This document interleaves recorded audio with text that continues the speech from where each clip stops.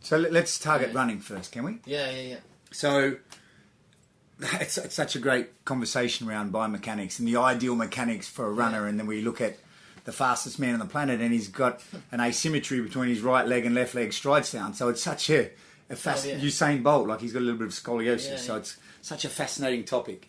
But when you're looking at biomechanics of a runner, what are some of the let's call them the big rocks that jump out for you as a physio that you're looking at? So when they do come in, I will have a sort of a prerequisite that you would potentially need for running within mobility and sort of strength movement patterns to a sense. So I would assess mobility in the big toe, the ankle, and ensure they've got that windlass mechanism of sort of 80 degrees in the big toe, 10-15 degrees in the ankle, so they can actually get a good push off after they've landed. We'd need full knee extension. I'd ideally want 10-15 degrees in hip extension. So that looking at the lower limb, and then looking at various lower back motions and of extension and rotation.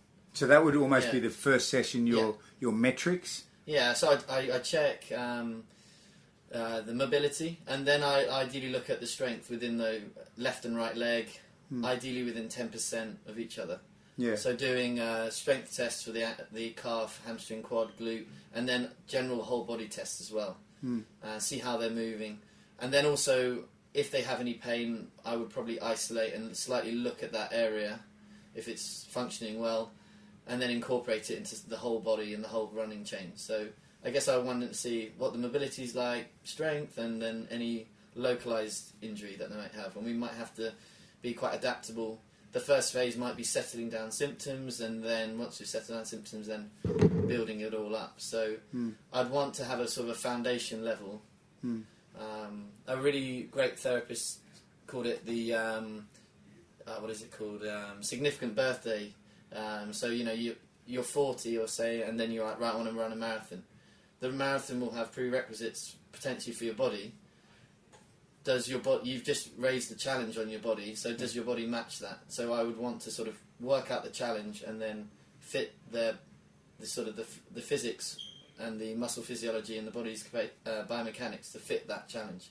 Nice. So that's kind of like more of a sciencey way of looking at it, I guess. But that's one of my foundation levels, All of those, like when you say ankle, hip, knee, all those, it makes sense to me. And then when you said the big toe at 80 degrees, can you talk us through that? That's brilliant. And then also the relationship with the big toe to the glute that I've heard there, I've heard mentioned out there. Would you sort of... Yeah, so with landing, it potentially be like with running, you've got the landing phase and then the push-off phase. So you're going to absorb force into your body and then expel that to give you momentum and move forward. So on that push-off phase, ideally, the last joint in contact with the ground will be the big toe. So roughly 60 to 80 degrees from what I'm aware of.